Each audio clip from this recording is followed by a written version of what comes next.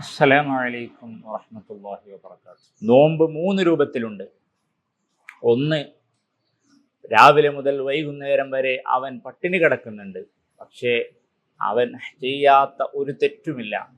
എല്ലാ മാസങ്ങളിലും ചെയ്യുന്നത് പോലെ ഈ മാസത്തിലും അവൻ എന്ത് ചെയ്യുന്നുണ്ട്?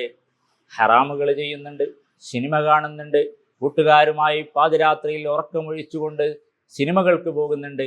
അതെല്ലാം അവൻ്റെ ജീവിതത്തിൻ്റെ ഭാഗമാണ്. പിന്നെ എന്തിനാണ് ഇവൻ നോമ്പനുഷ്ഠിക്കുന്നത്? അവന് പ്രതിഫലം ലഭിക്കുമോ ഇല്ലയോ? അത് ഞാൻ പറയാതെ തന്നെ നിങ്ങൾക്കറിയാം. രണ്ടാമത്തെ ഒരു നോമ്പ്, 3 നോമ്പ് ഞാൻ പറഞ്ഞു.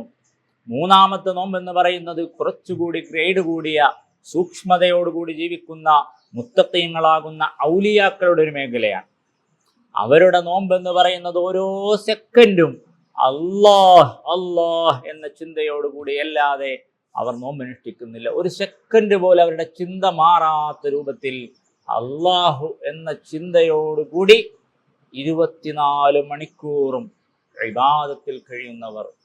മഹാന്മാരായ ഇമാമിയങ്ങളെ നമ്മൾ പരിശോധിച്ചാൽ, അല്ലെങ്കിൽ മഹാന്മാരായ സ്വാലിഹീങ്ങളെ പരിശോധിച്ചാൽ ഒരുപാട് പേരുകൾ പറയാനുണ്ടെങ്കിലും അവർ 24 മണിക്കൂറും ഉറങ്ങാതെ പകൽ മുഴുവനും നോമ്പനുഷ്ഠിക്കുന്നു, രാത്രി മുഴുവനും ഖുർആൻ പാരായണങ്ങളും നിസ്കാരത്തിലുമായിട്ട് റമദാൻ 30 ചെലവഴിക്കുന്ന മഹാന്മാരെ കാണാൻ കഴിയും. നമുക്കതിന് കഴിയില്ല, കാരണം നമ്മൾ ആ ഒരു മേഖലയിലേക്ക് എത്തിയിട്ടില്ല.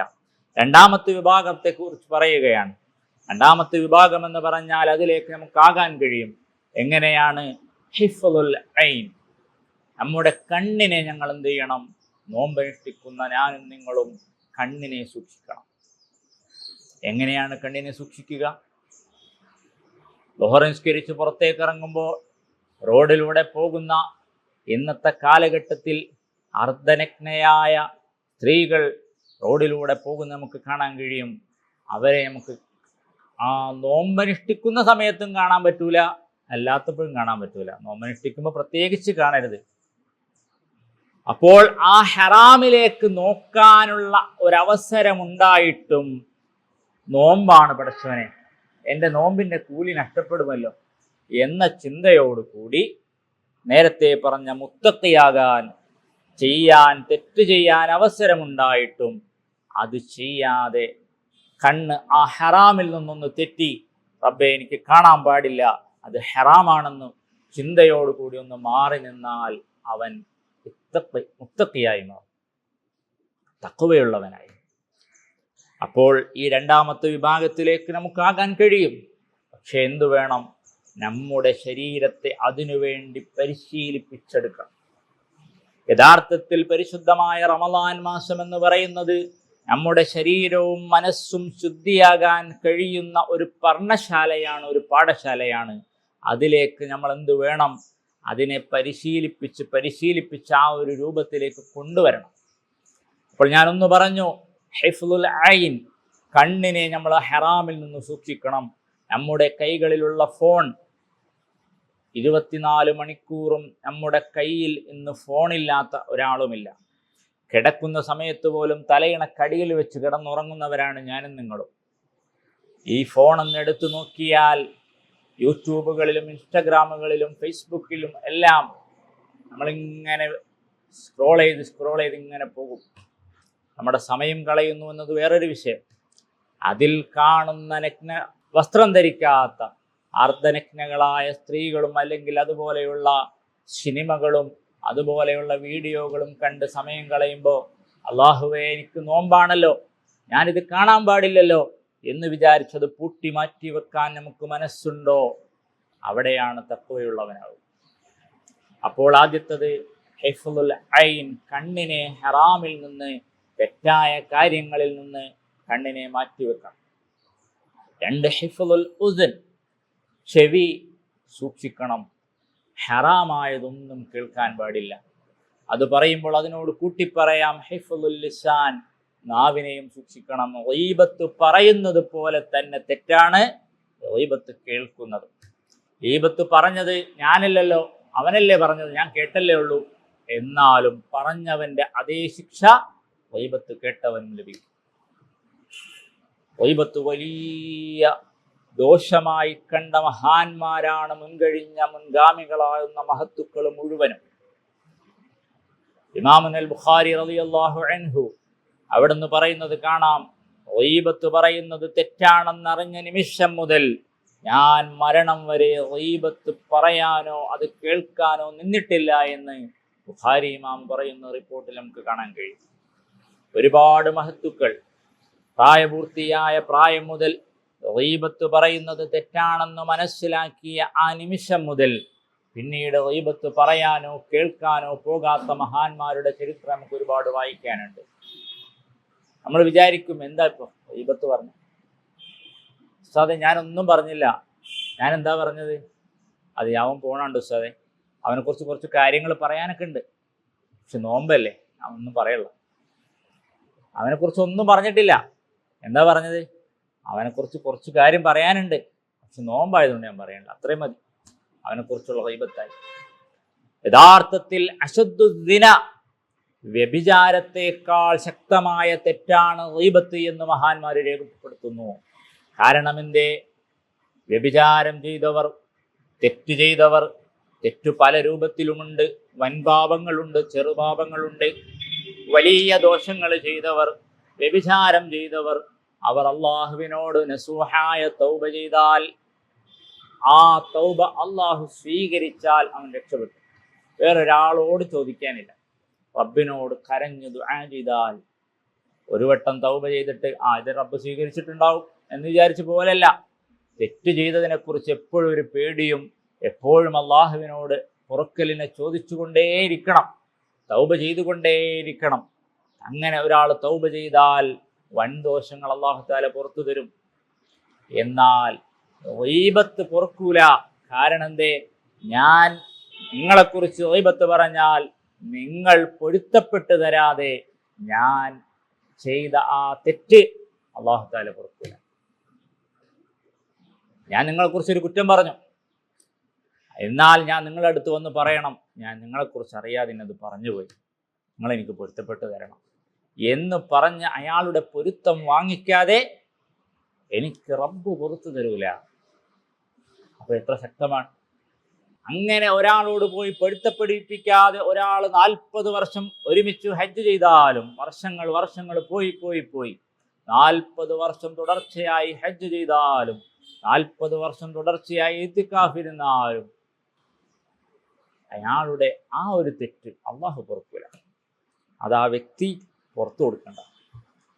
അപ്പോൾ നാവ് കൊണ്ട് പറയുന്ന ഗീബത്ത്, ചെവി കൊണ്ട് കേൾക്കുന്ന ഗീബത്ത്, അതിൽ നിന്നെല്ലാം വിട്ടുനിൽക്കാൻ എനിക്കും നിങ്ങൾക്കും കഴിയണം. കഴിയുമ്പോഴാണ് പരിശുദ്ധമായ ഈ നോമ്പ് കൊണ്ട് നമുക്ക് ഉപകാരപ്പെടുക. അതുകൊണ്ടാണ് അള്ളാഹു ഉഇദ്ദത്തു ലിൽ മുത്തഖീൻ, മുത്തഖീങ്ങൾക്കാണ് അള്ളാഹു തആല സ്വർഗ്ഗം വാഗ്ദാനം ചെയ്തിട്ടുള്ളത്. നാലാമത്തെ വിഷയം എന്താണ്? ഹിഫ്ളു തഖിയ്യത്തുൽ ജവാരിഹ്, മറ്റ് അവയവങ്ങൾ മുഴുവൻ, കണ്ണ്, ചെവി, നാവ് പറഞ്ഞു. ഇനി ബാക്കിയുള്ള അവയവങ്ങൾ മുഴുവനും നമ്മൾ എന്ത് ചെയ്യണം? ഹറാമിൽ നിന്ന് സൂക്ഷിക്കണം. ഹറാം ചെയ്യാൻ അവസരങ്ങൾ പലതും നമ്മുടെ മുന്നിലേക്ക് വരും. ആ അവസരങ്ങൾ മുഴുവനും നമ്മൾ അള്ളാഹു കാണുന്നുണ്ട്.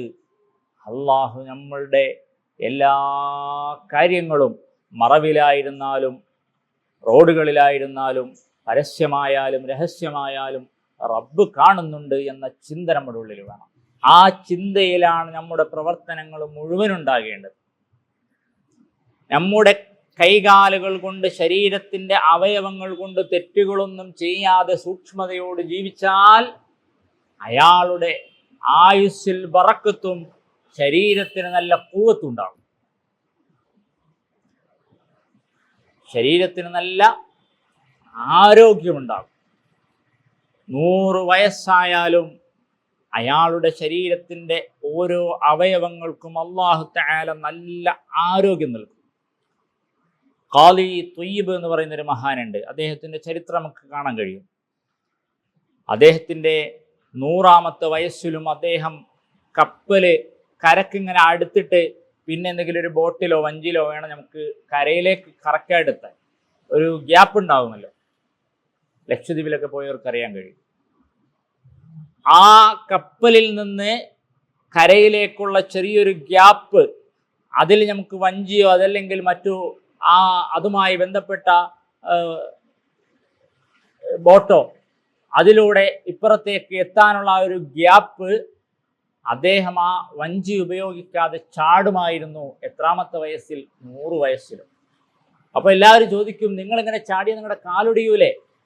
അപ്പൊ അദ്ദേഹം പറയുന്നു, പ്രായപൂർത്തിയായ കാലം മുതൽ ഇന്നോളം എൻ്റെ അവയവങ്ങൾ കൊണ്ട്, ശരീരത്തിൻ്റെ ഒരവയവം കൊണ്ട് ഞാൻ ഹറാമ് ചെയ്തിട്ടില്ല.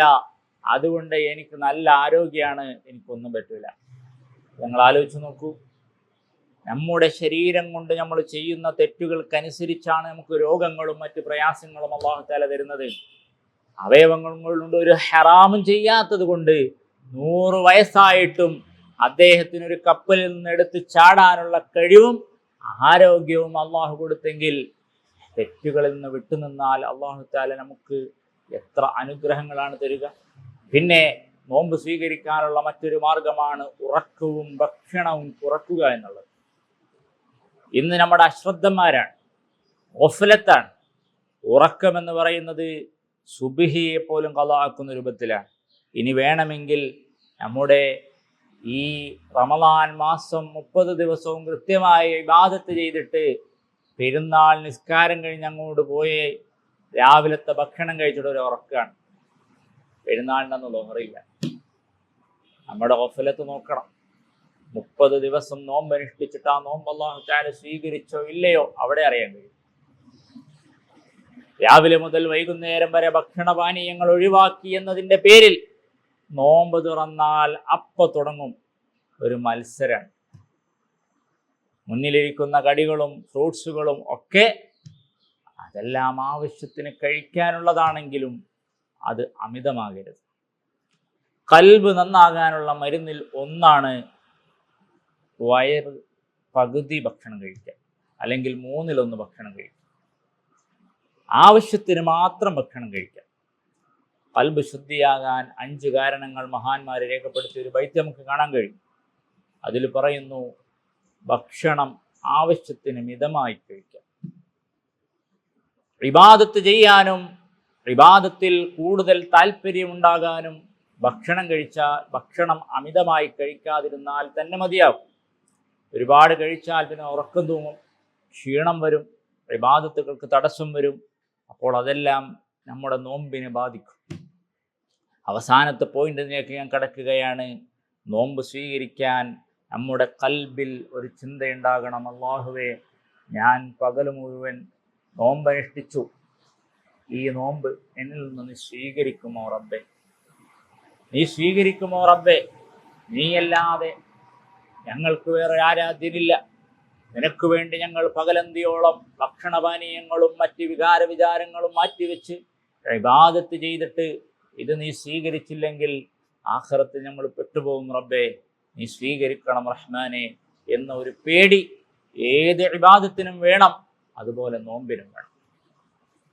ഞാൻ പറഞ്ഞു വന്നത്, പരിശുദ്ധമായ റമളാൻ മാസം നമ്മിലേക്ക് കടന്നു വന്നിട്ട് ഈ റമളാനിനെ വേണ്ടതുപോലെ ഉപയോഗപ്പെടുത്തിയില്ല എങ്കിൽ അവർക്ക് അല്ലാഹുവിൻ്റെ കാരുണ്യം ലഭിക്കുകയില്ലെന്ന് ഹബീബായ മുത്തുനബി സല്ലല്ലാഹു അലൈഹി വസല്ലമ തങ്ങൾ ജിബ്രീൽ അലൈഹിസ്സലാത്തു വസ്സലാം എന്ന് ദുആ ചെയ്തപ്പോൾ ആമീൻ പറഞ്ഞ ചരിത്രം നിങ്ങൾക്ക് എല്ലാവർക്കും അറിയാം. ഞാൻ അതിലേക്ക് കടക്കുന്നില്ല. ആരാണ് ദുആ ചെയ്തത്? മുഖറബുൽ അംലാഖ് മലക്ക് ജിബ്രീൽ അലൈഹിസ്സലാത്തു വസ്സലാം. ആരാണ് ആമീൻ പറഞ്ഞത്? റഹ്മത്തുൽ ലിൽ ആലമീൻ, ലോകത്തിന്റെ നേതാവ് ഹബീബായ മുത്തുനബി സല്ലല്ലാഹു അലൈഹി വസല്ലം. എന്താണ് ദുആ? പരിശുദ്ധ റമളാൻ വന്നിട്ട് ആ റമളാനിനെ വേണ്ടതുപോലെ ഉപയോഗപ്പെടുത്താതെ, റമളാൻ ഒരു നിലക്കും അവനെ ഉപകാരമില്ലാത്ത രൂപത്തിൽ അള്ളാഹുവിൻ്റെ കാരുണ്യം ലഭിക്കാതെ, മഗ്ഫിറത്ത് ലഭിക്കാതെ, ഇത്ഖും മിനന്നാർ ലഭിക്കാതെ റമളാൻ അവനിൽ നിന്ന് കടന്നുപോയാൽ അവൻ അള്ളാഹുവിൻ്റെ കാരുണ്യം ലഭിക്കുക. ആ രൂപത്തിലാകാത്ത നല്ല ഇബാദത്തോടുകൂടി, നല്ല ചിന്തയോടുകൂടി, തഖ്വയുള്ള ഖൽബോടുകൂടി നോമ്പനുഷ്ഠിക്കാനും ആ നോമ്പിൻ്റെ പ്രതിഫലം അല്ലാഹു തആല കൽപ്പിച്ചതുപോലെ അള്ളാഹുവിൻ്റെ പൊരുത്തത്തിലായി സ്വീകരിക്കാനും അള്ളാഹു നമുക്ക് തൗഫീഖ് നൽകുമാറാകട്ടെ. ആമീൻ. ഇൻഷാ അല്ലാഹ് ഞാൻ അവസാനിപ്പിക്കുകയാണ്. പരിശുദ്ധമായ റമളാനിനെ നമ്മളൊരു ചാർട്ടാക്കണം. രാവിലെ അത്താഴത്തിന് നമ്മൾ എഴുന്നേറ്റാൽ അത്താഴം കഴിക്കുമ്പോൾ ഞാൻ അത്താഴം കഴിക്കും നിയ്യത്ത് ചെയ്താൽ അതിന് കൂലിയാണ്. വുളു എടുത്ത് തഹജ്ജുദ് നിസ്കരിച്ച്, ഇനി വിത്ർ തറാവീഹിൻ്റെ കൂടെ നിസ്കരിച്ചില്ലെങ്കിൽ വിത്ർ നിസ്കരിച്ച് അള്ളാഹുവിനോട് അത്താഴ സമയത്ത് ദുആ ചെയ്താൽ, ഞാൻ നേരത്തെ പറഞ്ഞു ഖൽബ് നന്നാകാനുള്ള ദവാ ഉൽ ഖൽബ് മരുന്നുകളിൽ 5-ൽ 1 അത്താഴ സമയത്ത് ദുആയാണ്. രാത്രി നിസ്കാരമാണ്, അപ്പോൾ അവിടെ 2 എണ്ണം കഴിഞ്ഞു. ഭക്ഷണം മിതമായി കഴിക്കലാണ്, ഖുർആൻ പാരായണം ചെയ്യലാണ്. ഇതെല്ലാം പറ്റുന്നൊരു സമയമാണ് യഥാർത്ഥത്തിൽ റമദാൻ മാസം. അത്താഴ സമയം അതെല്ലാം ചേർന്ന് വരുന്നൊരു സമയമാണ്. രാത്രിയിൽ എഴുന്നേൽക്കുന്നുണ്ട്, ആ സമയത്ത് നമുക്ക് ദുആ ചെയ്യാൻ അവസരമുണ്ട്. രാത്രിയിൽ എഴുന്നേൽക്കുന്നത് കൊണ്ട് രാത്രി നിസ്കാരം നമുക്ക് നടക്കും. ഭക്ഷണം മിതമായി കഴിക്കൽ റമദാനിൻ്റെ അത്താഴ സമയത്തും അതുപോലെ നോമ്പ് തുറക്കുന്ന സമയത്തും ശ്രദ്ധിച്ചാൽ അത് നടക്കും. ഖുർആൻ പാരായണം അധികരിപ്പിക്കൽ പരിശുദ്ധ റമദാനിൽ തീർച്ചയായും ചെയ്യേണ്ട ഒരു കാര്യമാണ്. കാരണം എന്താണ്? പരിശുദ്ധമായ ഖുർആൻ അവതരിച്ചത് പരിശുദ്ധ റമദാനിലാണ്. അപ്പോൾ റമദാനിൽ ഖുർആൻ കൂടുതൽ അധികരിപ്പിച്ചാൽ നമുക്ക് അള്ളാഹുവിൻ്റെ ആ പ്രീതി ലഭിക്കാൻ, അതല്ലെങ്കിൽ റബ്ബ് നമ്മോട് വാഗ്ദാനം ചെയ്ത പ്രതിഫലം ലഭിക്കാൻ നമുക്ക് കാരണമാകും.